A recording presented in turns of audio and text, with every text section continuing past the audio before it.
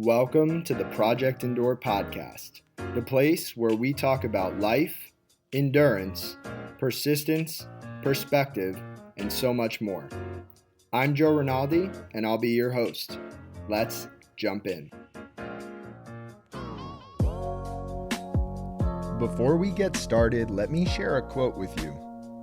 The great Les Brown once said, "You can't see the picture when you're in the frame."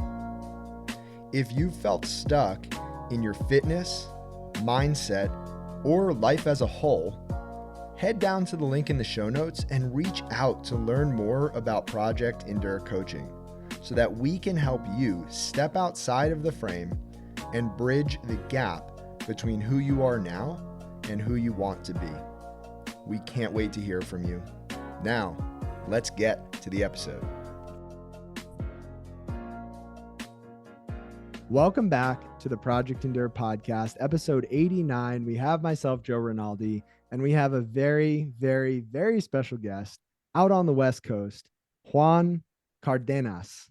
Juan, how did I do with the last name? You did good, Joe. You did good. I give you a 9.5 out of 10. Let's hear what a 10 out of 10 sounds like. Why don't you introduce yourself? My name is Juan Cardenas.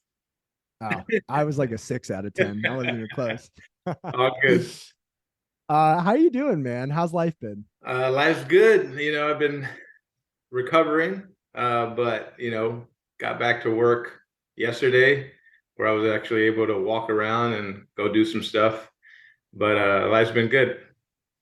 Good. Well, for context, you are recovering from an ultra marathon, which from my knowledge is your first ultra marathon. Correct. My first ever, yes.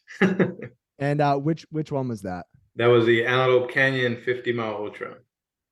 Okay. So I'm sure we're going to talk about that at some point. I don't want to give too much away, but just to give people a general idea of who you are and what you do, how do you introduce yourself to people who don't know you? Well, my name is Juan Cardenas, obviously. I live in the Bay Area, San Francisco area. I am a landscape contractor. Been working in landscaping for the last 17 years. And I was previously a soccer player that played pretty high competition wise, Division I school, national team type of stuff. So I'm a landscaper, I'm a soccer player, I'm an athlete, I like to run, I like to help people. That's what you get. I didn't know that about you. Where did you play soccer in college? I went to Cal Berkeley. Nice. What position? I was at Berkeley. I was going for defensive mid or right midfield. So I'm assuming you grew up playing soccer. Is that right? Correct. Since we moved from San Francisco to the East Bay at the age of 8, and then that's where I picked up playing soccer. Before that, I had no clue, and I was pretty good at it when I started. So, are you pretty quick on the soccer field?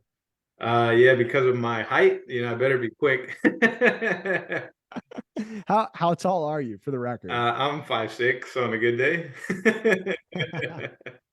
So that means 5'5", 5'4". No, 5'6", Yeah. Let me ask you this. What life lessons, if any, have you learned from the sport of soccer? I'm sure there are probably a bunch. Oh yeah. I mean, everything I've learned like that I use now in, my business when it comes to like just building a team, leading a team, soccer has 100% kind of showed me the way. In soccer, I was a natural leader. I talk when I had to, but for the most part, I would lead by example. And people would always think that I was trying to suck up to the coach, and I was just like, nah, if I'm going to do this, I got to do it right. So it's taught me, how to build relationships with different characters, different emotions, that people might have on the field. Same thing kind of, goes into life, into business. So I think that's probably one of the biggest things is just, teaching me how to be a leader by showing people what to do. I love that. And I agree. I agree that the best leaders are able to lead with action. And also, they're able to interact with all different kinds of people and bring them together and help them to work better as a unit. Right. And I'm curious for you in the landscaping business, what did it start out as? Did it start out with a team or were you just doing it solo? And then how has it grown since then? I started off, I was, solo bolo, the one and only. That's amazing. And I started when I was 20 years old. Um, I had to leave playing soccer, which we'll talk about a little bit down the road. But so started when I was 20. My dad's been a gardener since I can remember. So he kind of introduced me to the business, the field part of it. And I started kind of doing my own thing, maintaining gardens in San Francisco, in a really nice neighborhood in San Francisco. And yeah, just one day I decided to leave the company that I was working for, and decided to do my own thing, because what I was doing for them, I just knew I could do by myself and treat people, eventually employees, better than what they were treating their employees. Mm. All right, before we dive into the business side of things, again, life lesson from landscaping, what has working with your hands out in nature taught you? Well, it taught me that I love being outside. There's nothing like being outside, getting your hands dirty, working hard, and envisioning something and then working towards making that come true. So, when it comes to dealing with people, with like my clients, being able to go to sleep at night, making sure that, I'm taking care of them, how I would want somebody to take care of me. So just being very honest and being very educational when it comes to something that they might not understand, so that they can feel comfortable and, give me the time and the space to do my job. Mm. I've been having a lot of conversations recently with clients and just friends about the concept of over delivering. And sometimes people over promise and under deliver. I think sometimes it's better to be honest and then over deliver. Did you find that was a tough balance to strike in the beginning of your landscaping career, the over promising versus over delivering? Yeah, I mean, you see that a lot, where people over promise something and then they don't deliver. And for me, it was all about building the business, by getting a good reputation. No advertising, other than, just uniforms, trucks, and stuff like that. But originally, yes, it was, because you're like, oh yeah, do you know how to do that? Not really, but I'll figure it out, and it kind of makes you do your own research, maybe hire people that know better than you, and then, learn from them. And eventually, once you learn it, then, you can say, hey, no, that's not going to work, or hey, no, I'm not going to do that, because of this, and this, not just say, no, I'm not doing that, but without any education behind it. Have you had any horror stories in the landscaping world?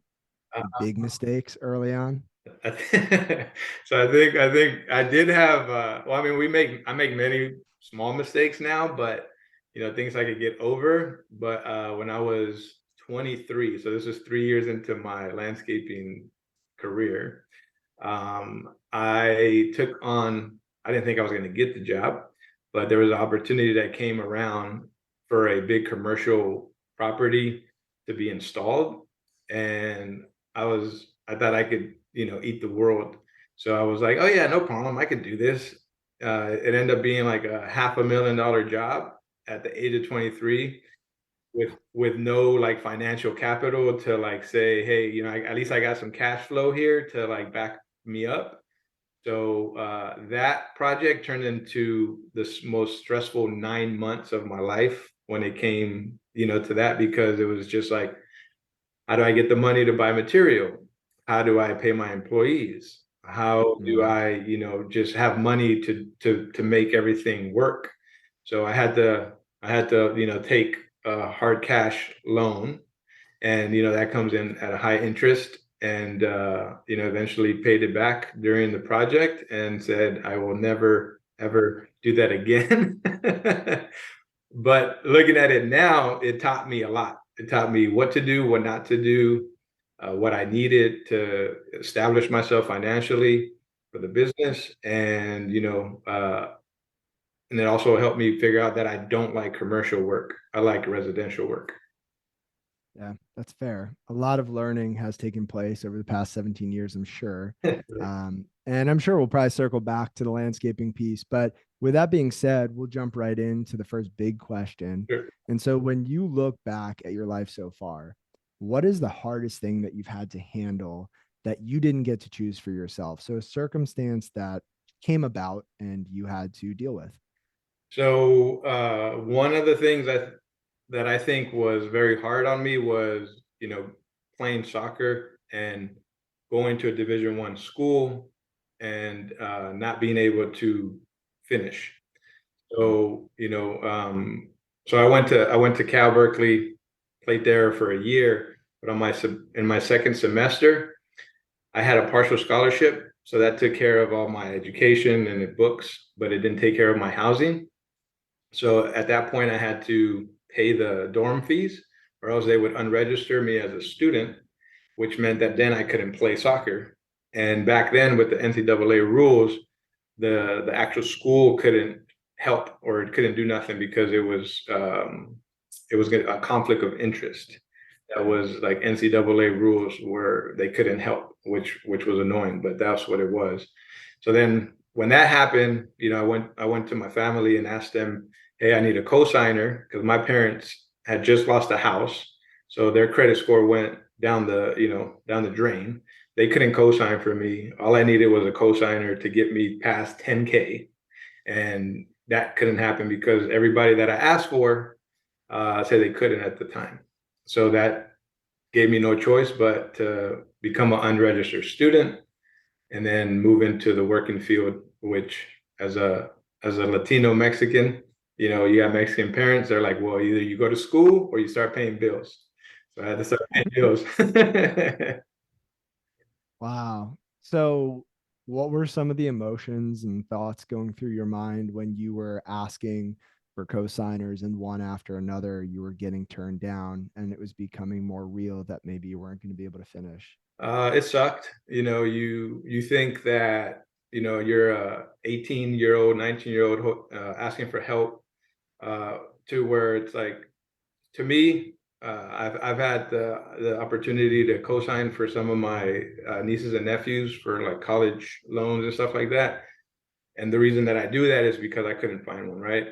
So just being like, not being able to find somebody to help me, especially in the family, just kind of just really sucked, thinking, oh yeah, they love me, they support me, they'll help me.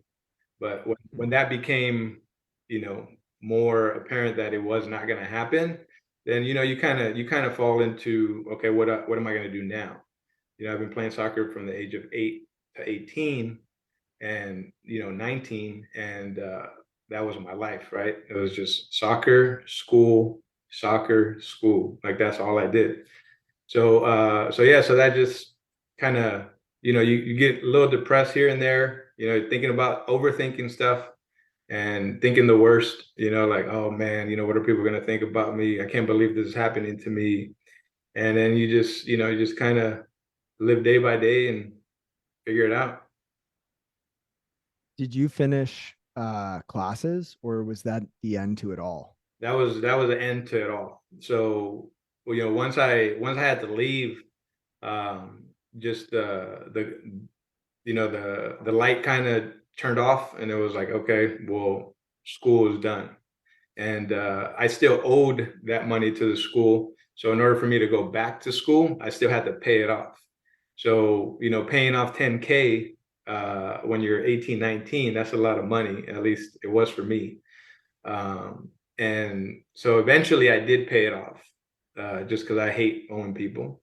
And I was going to go back to school, but every time that I would want to go back to school, the business kept me away from it because I was doing well, and I was busy. So and I was probably making more money than than I probably would be making out of college. So I just said, hey, this is what it is. I'll just, try to do as best as I can with it. Hmm. Was there a period of time where you felt sorry for yourself and stayed down for a little bit before you picked yourself back up? Yeah, I mean, when like Instagram and Facebook and all that kind of came around or became popular, you would, I'd take a look at stories and what people were posting. My friends that were playing soccer, that were still playing soccer, that still had a chance to play soccer, were posting. You kind of like, oh man, that should be me, but just it wasn't at that time. So yeah, just kind of sucked. Looking back, is there good that came out of the fact that you couldn't finish playing soccer? Yeah, I mean, you don't know why you're going through the things until you kind of go through them. So, I've been in business for 17 years. So I'm able to live how I like to live, by being able to travel and being able to, go buy any dinner that I want to buy, being able to help people if I can. Owning a house in the Bay Area is not cheap. But I've been, able to manage to own a house in the Bay Area. So, and then if I probably became a pro or went into school, I probably would have never met you guys, all the BPN family. I would have definitely never met Hannah. So now that you look at it, it's like, okay, everything I went through was because of this. Yeah, I think a lot of times when you're going through something like that and it feels like a hard stop, feels like a dead end, and it takes time to realize that it was more of a detour than a dead end. Right. And it's great to hear that you see it that way. And I would also love to dive in a little bit to the finance side of things, because it sounds like that's a big part of your path is the ups and downs of not having enough money to pursue something. You mentioned that huge contract and like money's involved in that decision. Building a business involves a lot of money. What role has money played in your life? Well, I see money as a conduit to be able to do things or to help people.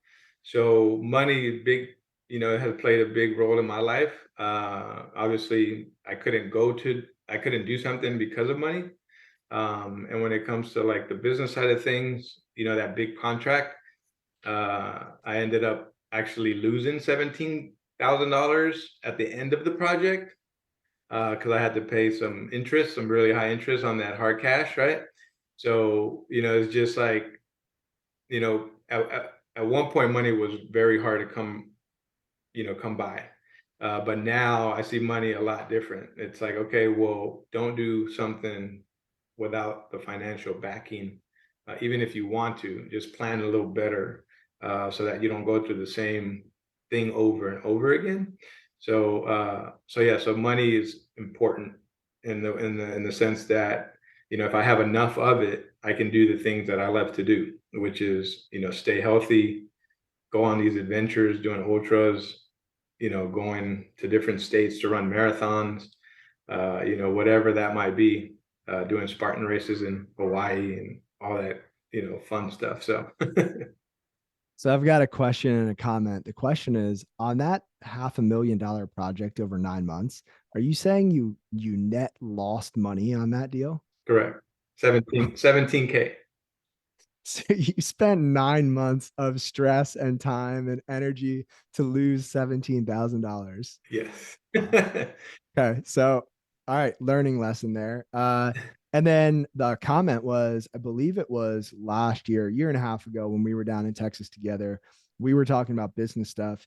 And I forget the way you worded this, but basically, I've learned this as well. There are people that it's just not worth taking money from. And there's more to business than just making money. And there's that enjoyment factor. There's, supporting other people. There's so much that goes into it. And I just thought it was hilarious at the time because I was at the very start of my business and money was everything, right? If an opportunity came up, if that $500,000 project came up, I'd jump on it. I would bite off more than I could chew just because of that dollar sign. And now I realize that that is not everything. And sometimes you have to say no to things because it's just not worth it. Correct. So with that being said, anything else to add there on needing to stop playing soccer and how that's affected your life before we move on to the next piece? I think I think that's good. Cool. So next question, what is the hardest thing that you've ever done on purpose and why have you done that thing? Well, there's two that I could think of. So the first one would be, I'll do it in order because that's the first thing I did was start a business. When I started the business, it was just me. I didn't have a role model to help me kind of maneuver through how to start it properly, how to get clients, how to, present myself. So all the learning that happened was through trial and error. So I did things, messed up, learned from it. Did things, messed up, learned from it, and eventually you hire people, and it's super hard to hire good employees. So when you're trying to grow, because you can only go so far by yourself, then you start to add team members to your group, and then it's like, okay, well, I thought this guy was great, but he's not as great as I was hoping. So then it's just like, okay, then I hate firing people. I think it's probably one of the hardest things to do is to actually fire somebody because they have a family, they have financial obligations, and firing them is my like nightmare, right? So starting a business is probably the number one. Number two would obviously be what I just recently finished, which was the 50-mile ultra. And when people hear about it, they're like, man, you're crazy. Like 50 miles, why? So Why? so for me, it's just, I need a goal. Mm. And once I've achieved a certain goal, it's just like, okay, what's next? So I've done 2 marathons. One was a buildup for this 50-mile ultra, which was in Austin, a couple weeks ago. And once I'm finished with that, it's just like, okay, how can I go to the next level? So doing the same thing over and over again, like another marathon, is just like, yeah, it's cool, but either I'm going to do it faster or I'm going to do more miles. And when Casey Klein signed up for her 50-mile ultra and posted it, I think I might have been the second person to sign up. And I was like, let's do this. I'm like, let's go. So Casey was episode 52 of this podcast. Incredible human being. I would follow in her footsteps if there was any chance that I could tag along on her greatness. But before we get to the ultra, I do want to talk more about starting the business and some of the highs and lows. Really, I want to know why you kept going, right? In the beginning, it sounds like you had pretty close to no idea what you were doing. And there were a lot of hard times and a lot of maybe moments of hope followed by moments of disappointment. Why did you keep going forward every time that you fell down? That's a good question. I think I think the reason I kept going was because I don't like to anything I start, I don't like to quit. If I'm going to do it, I'm going to figure out how to do it right. So just I knew that going through those hard times were part of the process, and I knew that the best way to learn them was to go through them. Even though when you're in them, it sucks. Like your world is gonna end. But when you get out of them or you pass them, you're like, oh, okay, I learned this. I'm grateful for that. Great. Remember that next time, and then just kind of keep moving forward. And then I built relationships with people that are my clients that that look at me as the person that's taking care of their properties. So just building that relationship with them, just to say, hey, you know what, I'm leaving. See you later was kind of like not at least not for me, was like, it didn't feel good. So I was just like, okay, even though there have been times where I like, and I could probably say 3 or 4 times where I feel like just like, you know what, I'm done. Like I want to continue to do this. But it's never been the work. It's always just been all the other stuff when it comes to the business. You know, taxes and payroll and workers' comp and liability insurance and commercial auto, and you know, giving your guys, trying to retain guys that are good, right? Giving them, trying to get them benefits, you know, trying to get them dental, medical, like just trying to be one of those, trying to be the same as the big dogs, but not being big, which has been very hard, but I've been able to manage that. And then now that I have employees, it's super hard to just say, okay, I'm going to stop and thank you guys for all your help. Figure it out. So I think that's probably why I've continued in this path of landscaping, you know, and every time I feel like just giving up, it's just like something comes through and, you know, emails come through and texts come through, thanking me, appreciating me for what I do, what I built for their kids, for their family. And it's like, okay, that's why I do it. I've got a couple thoughts. One is just the idea of figuring something out while also taking care of other people and providing them with a livelihood while you're still figuring it out one step at a time and dealing with the emotional volatility, the highs and the lows and the uncertainties, the problems, etc. That's such a noble thing, such a hard thing. And that sense of responsibility must be so heavy. Does it ever get easier? Has it gotten easier as the business has grown? Yeah, I mean, you know, once you start hiring the proper people, you know, it does get easier. Um, Even though there's ups and downs, even when you're, you know, when you think hey, I made it, I'm successful, I have 6 months of work booked out, you know, there comes a point where it's like you went from 6 months to nothing, right? And you're like, oh crap, like all the trucks still need to be paid, all the, you know, all the shop still needs to be paid, their medical still needs to be paid, their dental still needs to be paid.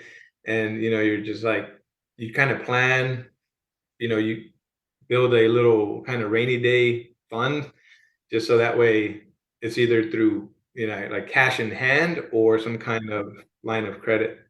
And you know, credit for me is very important, as you know, because of the not being able to get a cosigner. So my number one goal when that happened was, okay, make sure you get good credit for the rest of your life. That's a good thing to have. It is a good thing to have. Another thing I wanted to touch on, I am listening to the audio version of The Alchemist. Have you ever read that book? No, We got to get you a copy. It's so I good. was gonna say I will Uh, now. but it's a classic. And the author, Paulo Coelho, has this one line where he says, and when you want something, all the universe conspires in helping you to achieve it. And so the idea of when you really want something, when your heart's in it, you know, things will work out. You just have to persist. You just have to keep going. And much like yourself, you know, I've had those moments where you wake up and three clients fall through, just one after the other, and you're not sure how you're going to make it to the end of the day. Your heart's racing. It's not even racing. It's in your stomach. It's stuck in your stomach. And then 3 hours later, three people who you've never communicated with before in your life reach out and are interested in your service. And it's just the weirdest thing. And I can't explain it. I don't know why it's happening, what's happening, but I do believe in that. And when you truly want something and you pick yourself up and you walk forward, you know, the universe is there to help you out, you know? 100%. That actually happens to me.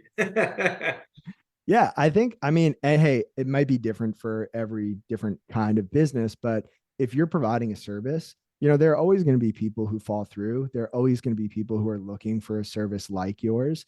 And if you're showing up and you're in the arena, you know, people will find you, especially if you're doing a good job. 100%. Then there's this one quote I want to share, and I want to preface this with, you know, in the beginning of building your business, it sounds like you didn't have that proof for a little while. That proof of if I keep picking myself back up, really good things will happen. I know for sure that this business is going to grow and that I'll be fine. And it takes a while to see that proof build up. But I think the power in showing up over and over and over again when you don't know the outcome is you build confidence when the outcome finally does happen. So there's this quote from Jacob Riss, and he said, Look at the stonecutter hammering away at his rock, perhaps 100 times without as much as a crack showing in it. Yet, at the 101st blow, it will split in two, and I know it was not the last blow that did it, but all that had gone before. And it's like you just keep chipping away and nothing happens, nothing happens, nothing happens. And then on the 101st blow, it splits in half, you know? Right. Yeah, it's that consistency, right? Showing up. Half the battle is showing up. Absolutely. And so to transition this to the ultra, you showed up over and over and over again through training and then the race itself. I'd love to hear a little bit about what training was like for you, owning a business, having other things going on in life, training for this race. And then I want to hear all about the race itself because it looked beautiful. Oh yeah, it was epic. It was I will never forget that race. So for training, it's interesting because my day overall is pretty hectic when it comes to like just fitting everything that I need to do in the 24-hour period we have. So I've tried your schedule, which is 3 a.m. wake up, go to the gym, get the workout out of the way, get back home, shower, get back on the road, and then workout's done. I don't have to worry about it. I kind of did that for like a month. And during the time it felt great. It was just like being on the same schedule as my partner, was kind of the hard thing. Yeah, and that's kind of what just said, okay, that's not really gonna work. We're on different schedules, so let's figure out another way. So for me, with the business is like we start at 7 a.m. at the shop. So it's a 45 to 50-minute drive from where I live to get to the shop. So that means I have to leave my house about 6 o'clock. So from 6 to get to the shop, and we work. My guys work a 4 10-hour day instead of a 5 8-hour day, just because they wanted the extra day to like do any side work, spend time with the family, whatever that might have been. So we kind of adjusted to that. But when I was doing the 7 to 5, like, and then getting home at like 8, or sorry, I was probably getting home around 7:30ish, and then trying to work out after, and then trying to cook dinner, and then trying to take a shower, and then trying to spend time with my partner. It's super hectic. But what I've done now, it's instead of doing 10-hour days at work, I've cut my day to an 8-hour day, so that way I still have 2 hours to get my workouts in. So typically for me is wake up, go to work, get back. First thing I do is put on my shoes if I got to run, or just put on my shoes and go to the backyard because we built out a outdoor gym during COVID, and so it makes things a lot easier. But yeah, that's kind of how I get my workouts in, and just trying to build enough mileage for this 50-mile ultra was challenging in itself, because I made notes of the mile buildups that I did, and they're nowhere close to what they should have been. So my buildup for a 50 miler was a 7 week buildup, which is nothing. Right. So like week 1, I did 24 miles. Week 2, I did 12 miles. Week 3, I did 28 miles. Week 4, I did 30 miles. Week 5, I did 34. Week 6, 30. Week 7, 35.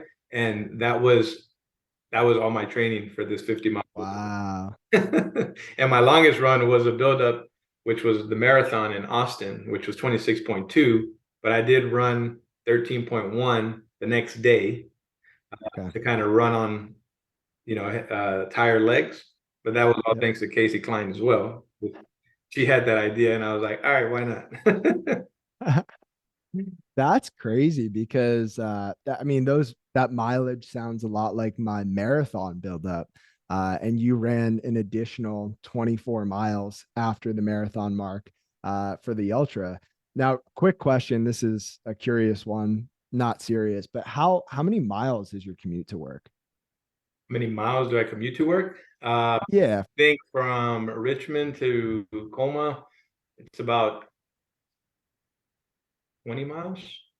Oh, you should have just made that your long training run was the commute to and from work in the same day. That would have worked out perfect. Yeah, it would have. It actually would have worked if the other half of the bridge had an actual trail. I definitely would do that. Be in the fast lane, just taking up the fast lane. So okay, so you that's your buildup. And now take us through, travel to the race, scenery, the race itself. I want to hear it all. So before even traveling to the race, I had to just make sure that my guys had things to do for the days that I was not going to be available to them. So I had to make sure all my ducks were in a row. And then so because we traveled on Thursday morning. So that means there were going to be one day without me, and then we got back, and there were a couple of days without me. So just traveling on Thursday morning, we flew into Las Vegas, got our rental car, drove from Vegas to Page, Arizona, and that was like a 4.5 hour commute to there. But we stopped at St. George, Utah, got some food, enjoy the views, carb loaded while we were driving, and it was awesome. Once we got to Page, Arizona, actually looking at the scenery around the Airbnb was amazing. It's just something that I've never really seen. You got desert out there, you got a couple of little houses here and there, and then you got these big kind of mountains just, at a far distance. And it was amazing day one. Yeah. And so you get there, travel on Thursday, get to where you're staying. What day is the race on? Race was on Saturday. Okay. So what does Friday look like for you guys? So Friday was just kind of sleep in, hang out. We actually did a tour of Antelope Canyon uh, before on Friday, just to kind of enjoy the canyon without dying running through it, right? So that way you get to experience the beauty of it too, not just like, oh my God, I'm dying, this is awesome. So we did that and just kind of got our drop bags together, um, put everything that we thought we were going to need in the drop bags, and have them delivered. I've never prepared a drop bag, so I didn't know what to put in there. I kind of organized my drop bags based on what I thought I would need.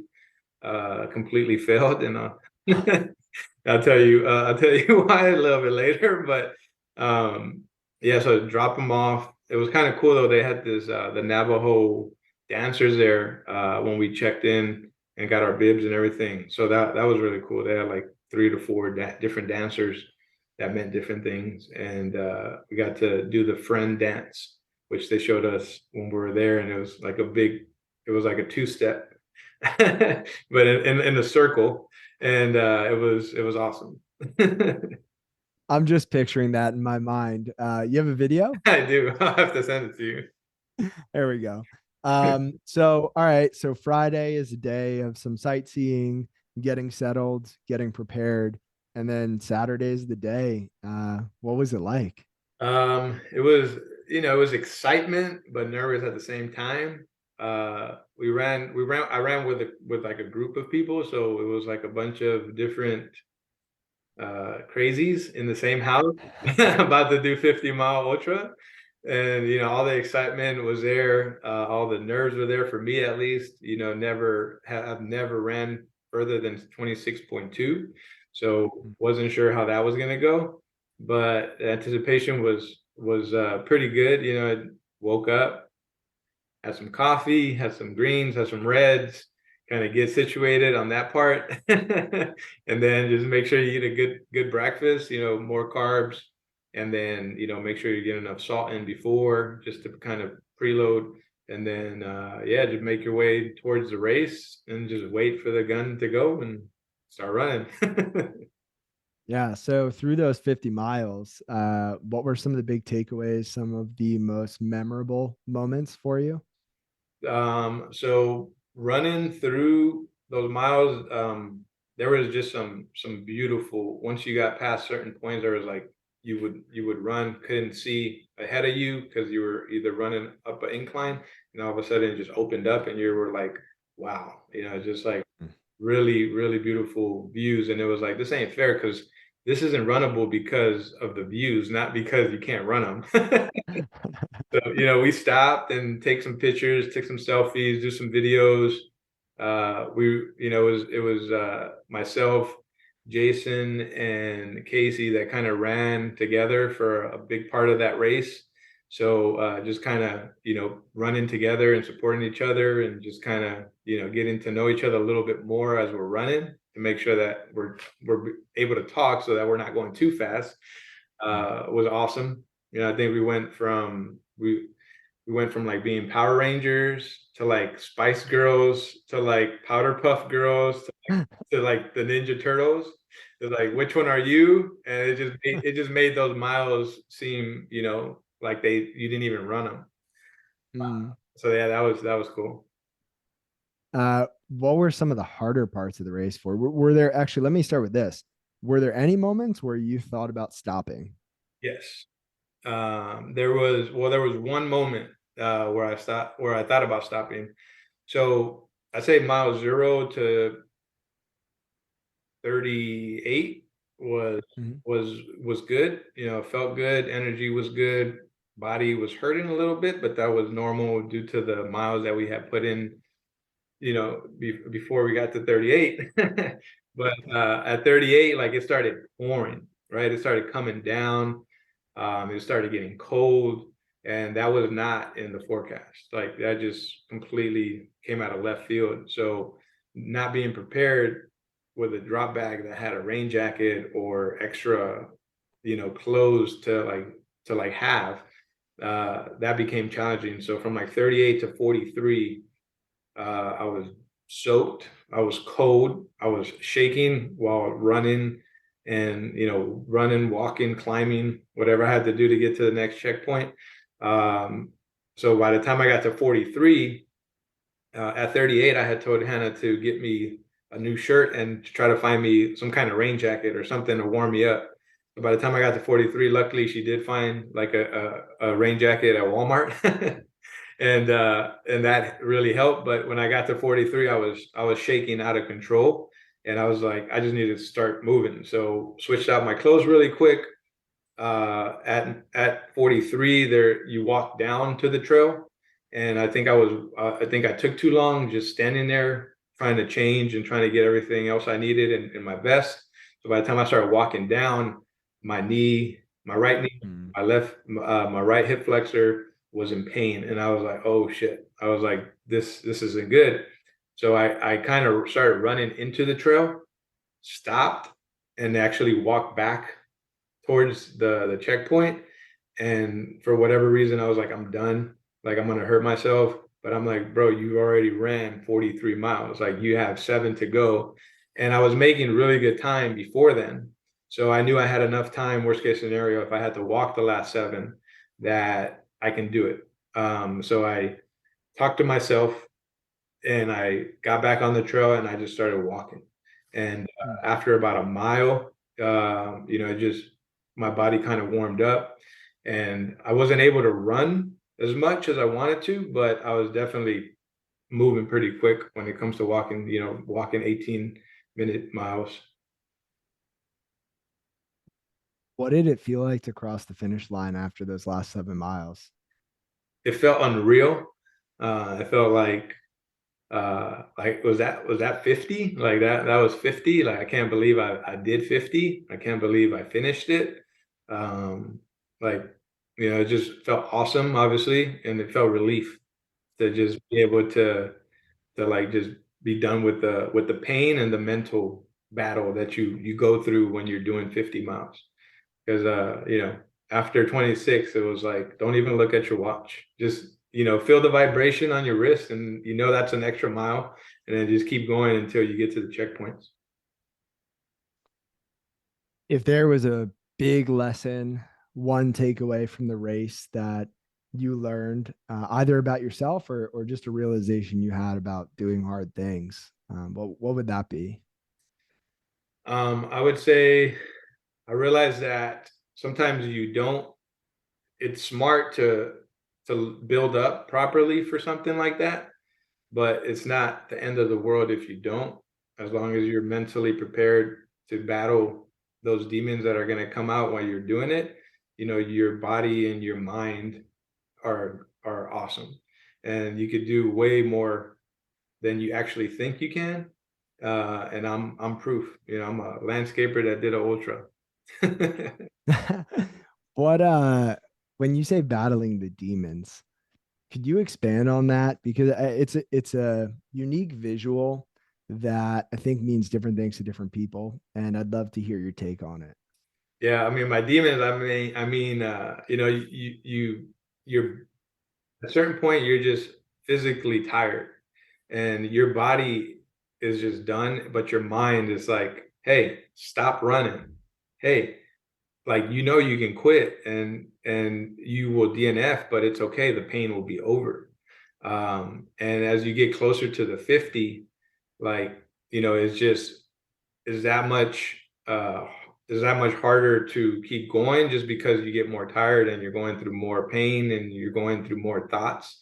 So just trying to zone out the demons when it comes to like just your mind telling you to stop and telling you, hey, you're shaking, like your legs are shaking, your whole body's shaking because you're cold and you're wet, like just you know, where you're right there. So You know that those conversations you have in your head that you just described are they're hard conversations for a number of reasons, but I think anybody listening can relate to the fact that we have them, right? Whether it's negative self-talk while you're at work, whether it's you can give up, you can give in, it's okay while you're running an ultra or anywhere in between. I don't think that we always realize that we're not the person doing the talking in that scenario. We're the person doing the listening. And that voice that's saying it's okay to quit, it's okay to stop, that's not us. It doesn't have to be us. We can choose to talk back. We can choose to ignore that. We can choose to push through. And that's exactly what you did. And I think that's really powerful. I appreciate you sharing. oh yeah, no problem. The other thing I wanted to share is that your race progression from 0 to 38 and then 38 to 43 and then 43 to the finish also probably is a great parallel for life in general of just, sometimes when you start things things are generally hard when you start something. In this case, in the ultra case, the start's probably the easiest part, Right. but you get going, you find a groove, you hit your stride, all is well. And then things don't go as planned, right? There's rain when you didn't think there would be rain. Life throws you a detour, not a dead end, but you keep going. And then you slow down and maybe take a rest break. And sometimes when you stop, it's so much harder to keep going than if you had just never stopped in the first place. And it's not your fate when that happens, right? You don't have to let that be the end. You can take one small step at a time. You could warm back up and you can finish what you started. And it's just such a beautiful thing, the way that race unfolded for you. And the question on my mind is, when's the next one? So I've been doing a little reflection on just do I want to do another one? Do I have the time to do another one? You know, we've been talking about doing one here in the Bay Area. It's a Spartan Ultra trail run. It's 100K. So I think that's like 62 miles. There is a 50K, which is which is like, do I want to do a 50K? It's like if I'm gonna do it, I'm gonna probably do the 100. Mm. The only thing I have to figure out is, can I make it? Can I make it work to, to help me not suffer as much? I think if I would have had a better build in mile 38 to 50, would have been smoother, and I would have, hit my goal that I wanted to hit during that ultra. But yeah, so it could be in November of this year. We'll keep an eye out for that. But either way, it sounds like this was a great experience. And I do want to share a quote, and then I'll ask you the next question. But a lot of people would think that running 50 miles is just nuts. You even referred to yourself as one of the crazies. And but I think there's something to it. And I think that stretch, that doing something that feels impossible to maybe some people or even to ourselves at first. This is from Zig Ziglar, who said, set a goal so big that you can't achieve it until you grow into the person who can. And I think sometimes we need to bite off more than we can chew. We need to set those big, audacious goals so that we can stretch ourselves and grow in the process, into the person who can actually complete what we set out to do. And it sounds like you're a different person on the other side of this. Oh yeah, 100%. So the race required endurance. This is the Project Endure podcast. When you hear the word endurance, what does that mean to you? To me, endurance means, like being able to handle everything that life throws at you, all the bad, all the challenges, all the unknowns, and just finding a way to get past it all. And even after you do it, you go through the hard times, you look for new challenges. And, endurance is also, going through hard times in life, business, and fitness by continuing to move forward, one step at a time and like not giving up, just never quitting. And I'm a type of person that said that if I say I'm going to do it, however I have to do it, if that means I have to crawl 50 miles, I was going to crawl them. If it means you have to take a $17,000 loss on a 9-month project, you're gonna finish what you said you were gonna finish, and I respect that. I love that. Yep. That's a great take on it. I agree with it all, and I appreciate your endurance and everything that you do, not just business and not just the ultra, but everything that you do, showing up every day. So, with that being said, Juan, we're at the final question. A lot of people listening to this podcast who are dealing with different things, some big, some small, some new, some old, all over the place. But the truth is, everybody's struggling with something. A lot of times we can't see it, we might not know about it. But if you have a chance right now to speak to that person who's in a dark place, a tough season, they just don't know where to go or how to keep going, what would you say to that person? First thing I would say is that they're not alone. I think a lot of people, when they're in bad situations, they think that they're the only ones going through it at the moment. But, I think there's a lot of us going through it at the moment. So first thing I would say is, hey, you're not alone. I see you. Don't quit. Don't stop moving forward, and, just have faith that everything you are going through is for a reason. So even when it's dark at times, it's just like, there's always light at the end of the tunnel, and you might get out of that tunnel and you might go into another tunnel.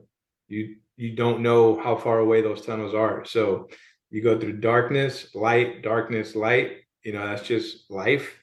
And it could come at you in different ways. So I would just say, learn as much as you can in the moment, because later down the road, you never know, you might use what you went through to help somebody else.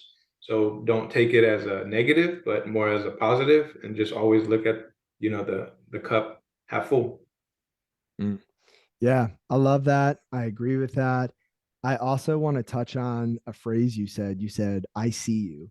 And that goes along with the fact that we're not alone in what we're going through. But to me, and maybe it's just me, I feel like that phrase is so comforting because it goes beyond just saying, in general, you're not alone. There are other people out there. It's, hey, one human being, I see you. Like I'm looking at you. I feel what you're feeling. I might not know exactly what you're going through, but on a human level, I'm there for you and I see you and you're understood.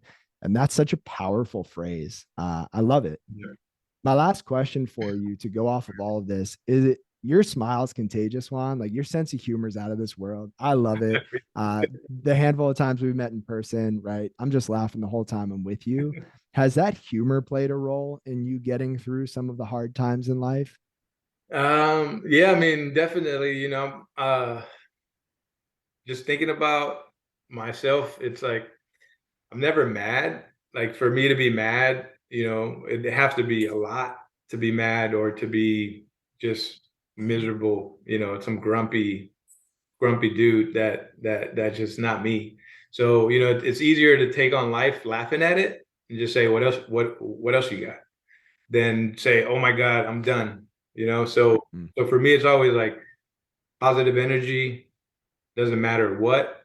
Um, and then just to kind of go back to the ICU part, I think a lot of times people that are in the moment, like in that part, they don't show it, But I think that most people that are doing things in life, you know, either that be in business, personally, like we know what you're going through, even though you might not say it. Like I know, like the ups and downs that you're going through, and I'm going through them too. But you know, so that's why it's like you're not alone, and I see you.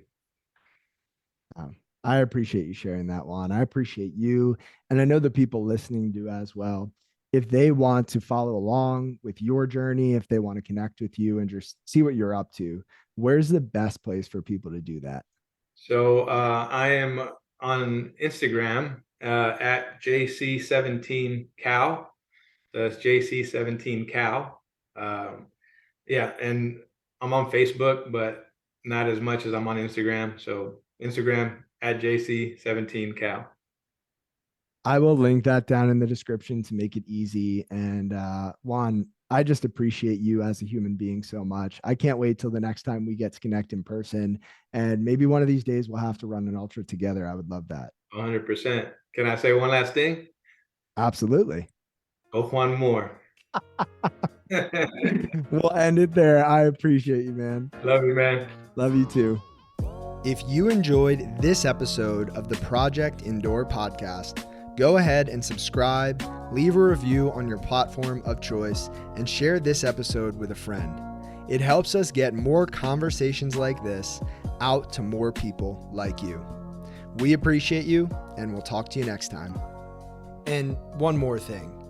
If you're looking for a community of people all striving to be better together, check out the Project Indoor Hard Things Club. The link is in the description below. We'd love to have you.